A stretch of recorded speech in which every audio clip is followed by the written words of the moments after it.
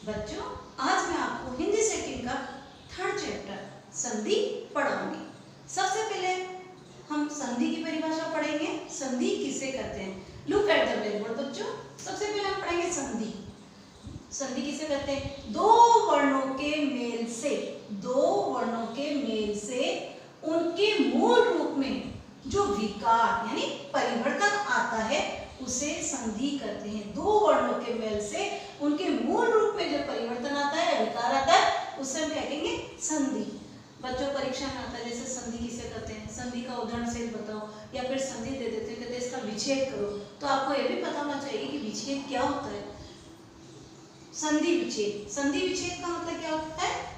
विच्छेद मीन्स अलग करना। संधि विच्छेद का शाब्दिक अर्थ है मेल से बने शब्द को पुनः अलग करना।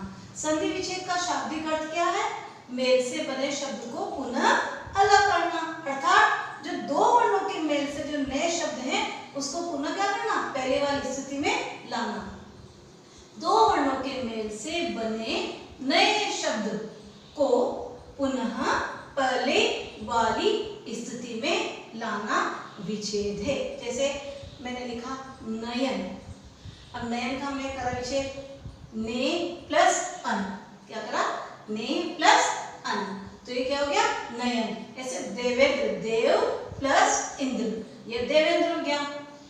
जब हम पढ़ेंगे संधि के टाइप्स उसमें मैं आपको बताऊंगी कि कैसे हुआ। पहले मैंने आपको पढ़ाई संधि की परिभाषा। दो वर्णों के मेल से उनके मूल रूप में जो विकार या परिवर्तन आता है वही संधि कहलाती है।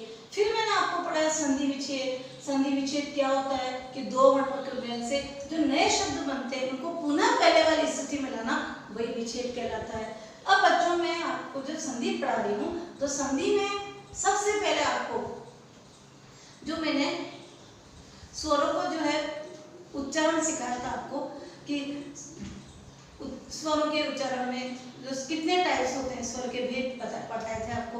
उसमें फर्स्ट मैंने बताया था ह्रस्व स्वर, दूसरा बताया था दीर्घ स्वर और तीसरा बताया था प्लुत स्वर। जब हम संधि पढ़ेंगे तो आपको ह्रस्व स्वर और दीर्घ स्वर की जानकारी होना आवश्यक है। यदि आपको ह्रस्व स्वर और दीर्घ स्वर के बारे में पता नहीं तो आप जो संधि अच्छी तरह से आपको समझ नहीं आएगी। तो सबसे पहले मैंने जब ह्रस्व स्वर पढ़ाया था, ह्रस्व स्वर क्या बताया था कि जिन स्वरों के उच्चारण में कम समय लगता है वो कौन से थे? ह्रस्व स्वर।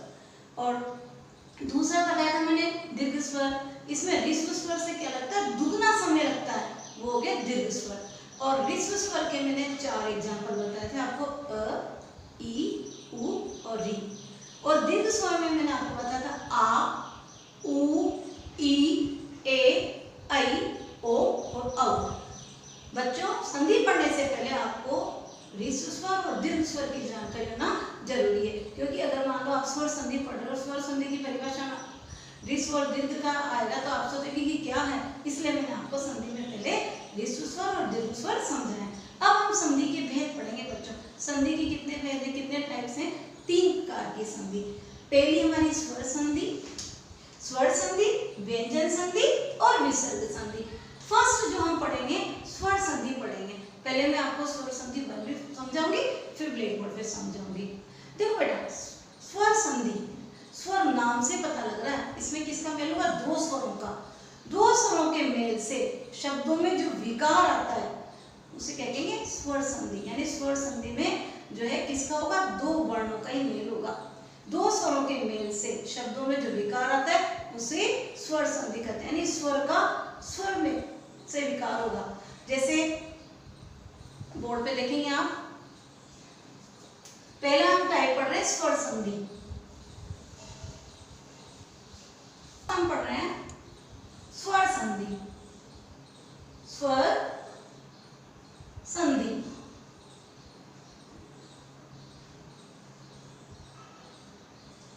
सबसे पहले मैं आपको स्वर संधि की डेफिनेशन बता रही हूँ। दो स्वरों के मेल से शब्दों में जो विकार आता है उसे स्वर संधि कहते हैं। देखिए बच्चों, इधर दो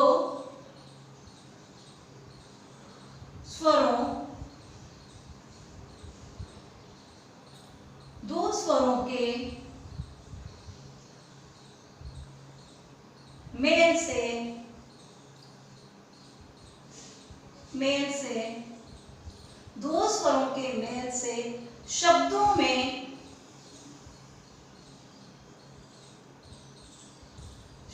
में जो विकार आता है ना, जो परिवर्तन आता है, जो विकार आता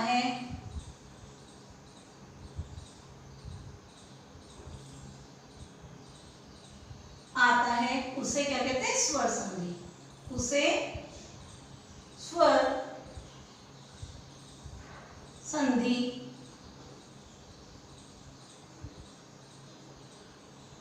करते हैं।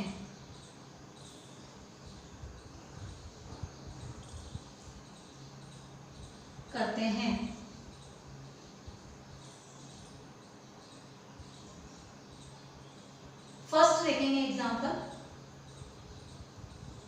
रमेश लिखा मैंने,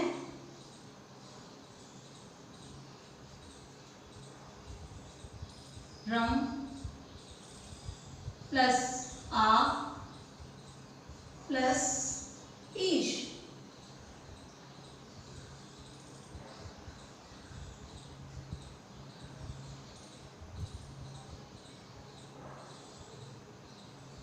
सेकेंड है आपका पीतांबर। पीतांबर में पीत प्लस अ प्लस अंबर।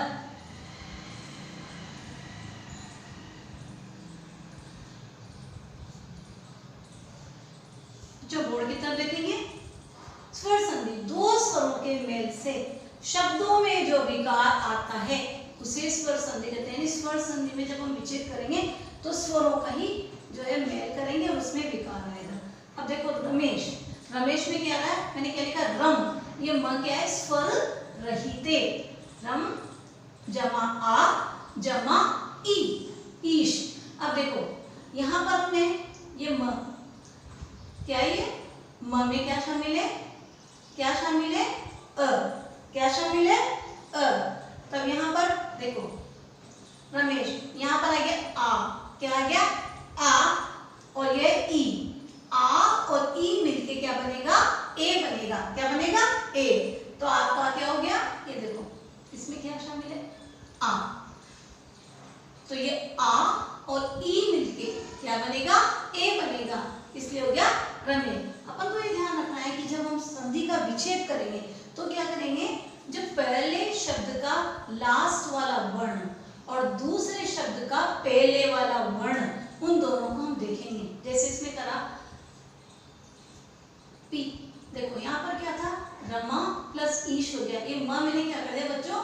ये म स्वर रहित है तो इसमें म का क्या कर? आ हो गया। तो क्या हो गया? ये इसमें मिल गया। तो ये जो है इसका आ जो है, आ और ई मिलके क्या बन गया? ए बन गया। तो हो गया रमा प्लस ईश यानी रमेश। आ और ई मिलके क्या बन गया? ए बन गया आपका। इसके बाद में देखो पीतांबर, पीत प्लस पीत। अभी त क्या है? स्वर रहित है। इसमें क्या मिला? क्या करा आपने? अ कर दिया। तो यहाँ पर क्या? पीत प्लस अंबर हो गया। ये अ मैंने इसलिए अलग करा ताकि तुम्हें पता लगे इस त में क्या नहीं, स्वर रहित है। अब हम इसका अगर टुकड़ा करते हैं पीत प्लस अंबर हो जाता है। क्या होता है? पीत प्लस अंबर। अब यहाँ पर क्या है? अ और अ मिलके क्या बनेगा? आ बनेगा। इसका अ और इसका मिलके क्या बन गया? आ बन गया। और क्या हो गया? पीतांबर। क्या हो गया? पीतांबर। अब सबसे पहले हम जो है स्वर संधि के टाइप पढ़ेंगे, स्वर संधि के भेद।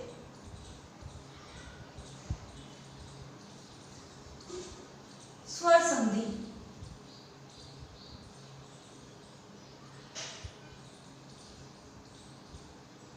स्वर संधि के भेद।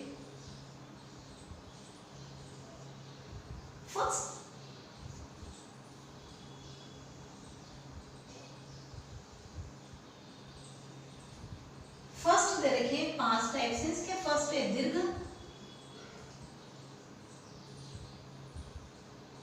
दीर्घ संधि,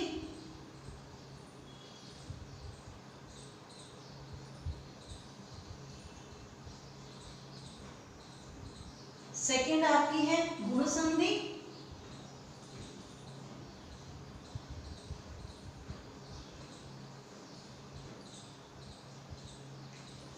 थर्ड आपकी वृद्धि संधि,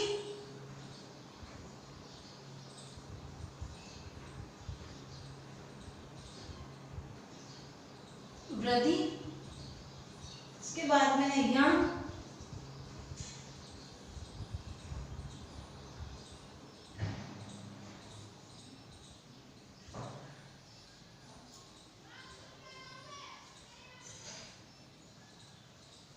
और लास्ट में आपकी है अयादि।